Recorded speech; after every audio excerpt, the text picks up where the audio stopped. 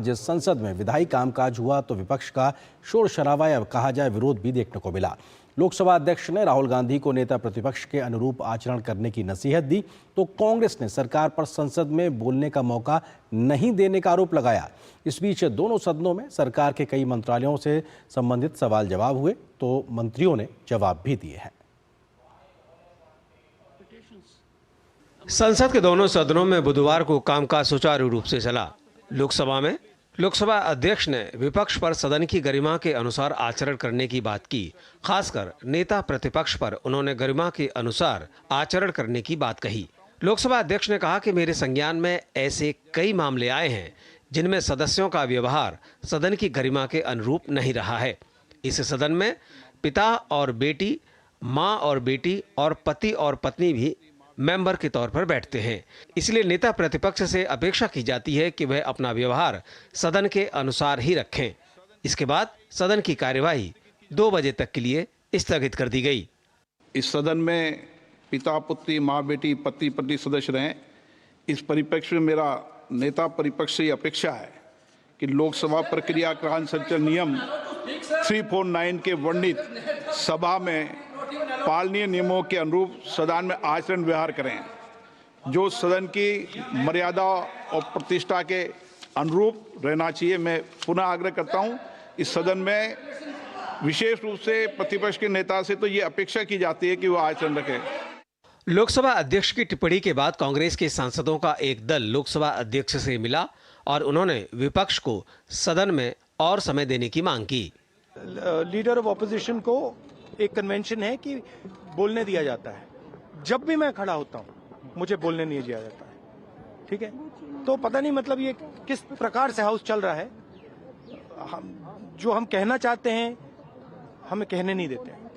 लोकसभा में प्रश्नकाल के दौरान परमाणु ऊर्जा संयंत्र पर सवालों के जवाब देते हुए मंत्री जितेंद्र सिंह ने कहा कि परमाणु ऊर्जा संयंत्रों की संख्या में न केवल इजाफा हो रहा है बल्कि बेहतरी के लिए इस क्षेत्र में निजी क्षेत्र को भी अनुमति दी जा रही है।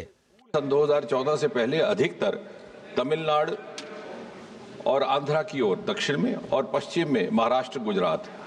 आज हमारे बगल में यहाँ से 150 किलोमीटर दूर हरियाणा के गोरखनगर शहर में रिएक्टर स्थापित होने वाला है। कुछ ही साल में फंक्शनल हो जाएगा। इसी प्रकार इसी सरकार ने सन 2017 में एक ऐतिहासिक फैसला लेते हुए एक ही कैबिनेट मीटिंग में बल्क अप्रूवल ऑफ 10 रिएक्टर्स किया था, जो आज तक कभी नहीं हुआ। और उसी स्पिरिट और उसी भावना और उसी क्रम को जारी रखते हुए अभी हाल ही के बजट में आपने देखा कि इसका और विस्तार करने हेतु न्यूक्लियर मिशन की घोषणा की गई है। वहीं राज्यसभा में भी कई महत्वपूर्ण सवालों को पूछा गया। डेयरी क्षेत्र से जुड़े सवालों का जवाब देते हुए केंद्रीय मंत्री ने कहा कि दुग्ध उत्पादन में भारत दुनिया में प्रथम स्थान पर हो गया है। हम विश्व में दूध उत्पादन में नंबर 1 पर है। हम सिर्फ आत्मनिर्भर नहीं हैं और ये 2014 से आज तक के जो राष्ट्रीय गोकुल मिशन का उत्पादकता और उत्पादन दोनों को बढ़ाने के जो कार्यक्रम चले उसका परिणाम है। राज्यसभा में सोनिया गांधी ने खाद्य सुरक्षा का मुद्दा उठाया। कुल मिलाकर संसद के दोनों सदनों में कामकाज देखने को मिल रहा है और जनहित के तमाम मुद्दों पर बात हो रही है। कुमार आलोक, शैलेंद्र मिश्र और नीरज सिंह के साथ ऋषि कुमार, डीडी न्यूज, दिल्ली। तो कल संसद से बजट पास होने के बाद आज भी कई महत्वपूर्ण विधायी कामकाज देखने को मिले हैं। लोकसभा में त्रिभुवन सरकारी विश्वविद्यालय विधेयक चर्चा के बाद पारित कर दिया गया, जो देश में सहकारिता की शिक्षा को बढ़ावा देगा। उधर राज्यसभा में भी बैंककारी विधियां संशोधन बिल चर्चा के बाद पास हो गया है।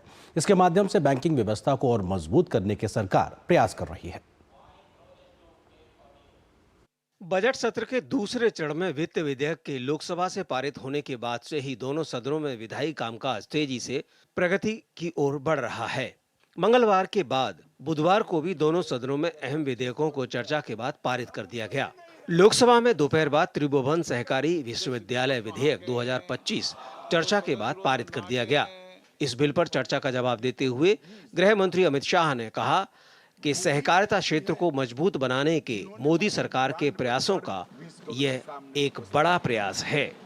इससे ग्रामीण अर्थव्यवस्था सशक्त होगी, स्वरोजगार और छोटी उद्यमिता, इसका विकास होगा, सामाजिक समावेशन भी बढ़ेगा और नवाचार और अनुसंधान में भी कई नए मानांक गढ़ने के लिए मौके उपलब्ध होंगे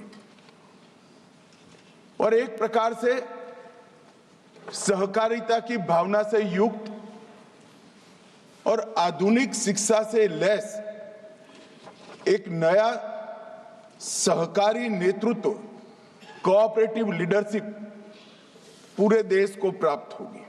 इसके साथ ही देश के पहले सहकारिता विश्वविद्यालय बनाने का रास्ता साफ हो गया है। गुजरात के आणंद जिला स्थित इंस्टीट्यूट ऑफ रूरल मैनेजमेंट को सहकारिता विश्वविद्यालय बनाया जा रहा है। यह देश में सहकारिता की पढ़ाई करवाने वाला सबसे बड़ा संस्थान बन जाएगा। इसे सहकारी विश्वविद्यालय के रूप में राष्ट्रीय महत्व का संस्थान माना जाएगा। यहाँ सहकारी क्षेत्र की तकनीकी मैनेजमेंट शिक्षा और ट्रेनिंग दी जाएगी। अमूल का ग्रुप टर्नओवर दूध के अलावे कारोबार का मिलाकर 90,000 करोड़ तक पार कर गया है।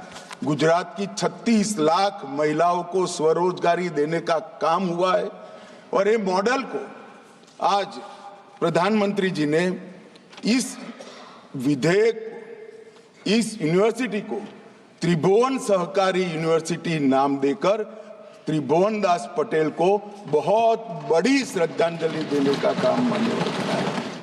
उधर राज्यसभा में बैंक कार्य विधियां संशोधन बिल चर्चा के बाद पारित कर दिया गया। इस बिल के जरिए संशोधनों का उद्देश्य ग्राहकों के लिए बैंकिंग को आसान बनाना है। Steps taken under the leadership of the Prime Minister in getting the banks to some kind of good health are showing results across various indicators which measure the health of the banks. Public sector banks have also recorded the highest ever net profit of 1.41 lakh crores in the previous financial year.